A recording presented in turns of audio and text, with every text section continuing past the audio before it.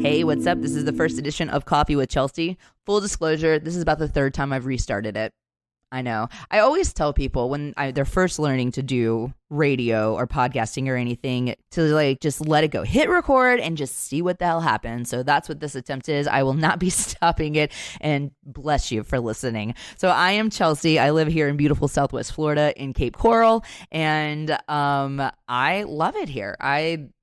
I want to stay here the rest of my life, to be honest. I love it here so much that when I left my most recent radio job, I actually decided, screw it. I'm going to try and stay around here because, look, if you are in radio, the one thing you know about radio is that it rips you from your home. Every single time you start making a little bit of a home, you start getting friends, you get like a boyfriend or a girlfriend, and you get a little settled, and then all of a sudden something happens and boom, it's time to uproot again and move on. Throughout all my 20s, I basically did that. I lived a very nomadic life. I lived in Mississippi. I lived in Memphis, Tennessee. I lived in Oklahoma for a little while, and I just bounced around. I feel like I moved every year from the ages of 25 to 30 almost. It was crazy. So when I finally found this place that I have my boyfriend, I have good friends here, I have a life here, it was too hard for me to think about packing it all up and leaving again and starting all over. Because I'll tell you what, no matter what in life, the older you get, the harder it really is to make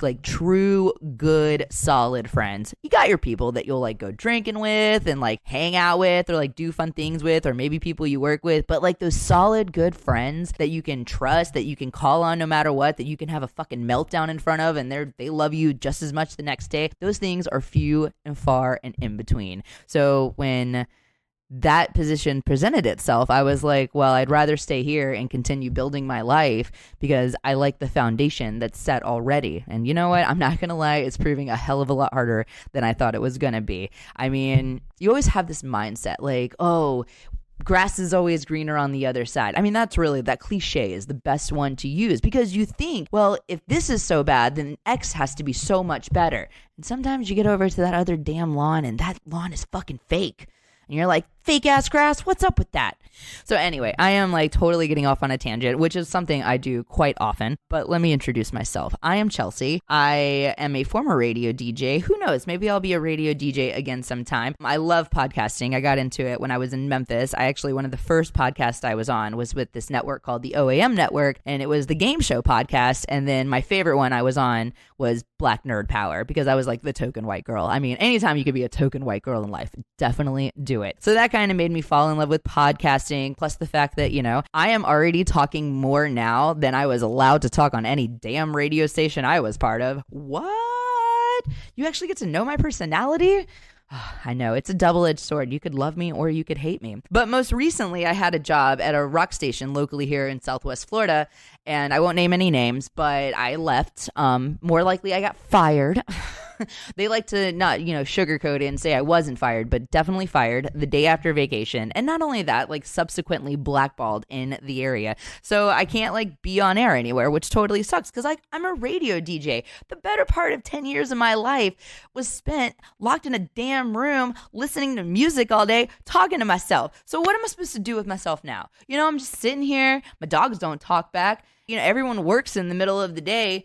I tell you what, though, I do miss radio. I miss a lot of radio, but there are a lot of things I don't miss. Some of the people in radio are the worst human beings you'll ever meet in your life. And I feel like I got out of radio with my soul still intact, which is such a big thing. Because, dude, these people suck. I mean, talk about backstabby and liars and just out to use and abuse. I frequently referred to radio as my abusive boyfriend that I just couldn't leave because I just I don't know what I was chasing. I don't know if I was chasing glamour. For a while, it was fame and glamour. You want to be the people on the Ryan Seacrest show or the Elvis Duran show. You want to be interviewing the Dave Grohls of the world. And then I just realized that I actually just love being part of a community. So that was what my new goal in radio was, just to get a job and to be part of a community and to be someone that, people looked up to or people wanted to host things and just was an integral part. And I just realized in my job before the Southwest Florida job, how important it was to be involved in your community and to use your radio powers for good. You know, I was helping dogs, I was helping kids, I was doing Alzheimer's walks, and that is where I found my true passion of like wanting to stay in radio. Radio is its own worst enemy. Radio is killing itself. Radio is killing those people who want to be the integral part of the community, who want to be the local celebrity in the community. And I mean, but that's the whole reason for radio. The radio was meant really not only to bring great music to a mass appeal, but also to bring local celebrity to a community. Not everyone's gonna meet Dave Grohl, but you might meet the kick-ass afternoon chick that like had an interview with Dave Grohl and shared some laughs with him. So that puts you one step closer to that celebrity. It's almost like a 6 degrees of Kevin Bacon. And radio in itself has become so driven with monetary gain that they're murdering the local celebrity and murdering itself. Prime example, I wasn't allowed to talk as long as I've been talking now. I wasn't allowed to talk about a lot of topics that were very popular topics. And my favorite part, I wasn't even allowed to talk about my boyfriend. They actually told me that me having a boyfriend lessened my appeal towards other men and therefore made me less of a DJ. How can I connect with you if you don't even know anything about me? I don't know. It seems a lot of like falsities, a lot of fakities, and I'm just like not about it anymore. You know, 2020, I want to just be real. I want to be out there. And if people don't like me, well, then fuck, who cares? You know, people don't like you all the time. Some people love you. Some people hate you. Honestly, you just can't win it all. If I've learned anything from my downtime here and watching all of these like Empire Game Netflix series things, people suck. They are backstabby, they are hard to deal with, and they are always out to get their own damn glory. But you will find people in life that aren't that way, that are the exact opposite of that way, and those are the ones you have to focus on. So trust me, these Coffee with Chelsea's won't be like deep or meaningful or like anything crazy. Sometimes I might go on a little tangent like I did today, but really, it was just about having fun. And you know what? Fuck it, I did it. I did this. So if you take anything out of the first official full week of 2020, I just want you to challenge yourself to do something you haven't done before so you can say at the end, fuck, I just did that.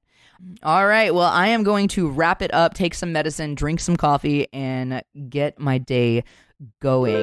This has been the first ever Coffee with Chelsea. Thanks for tuning in.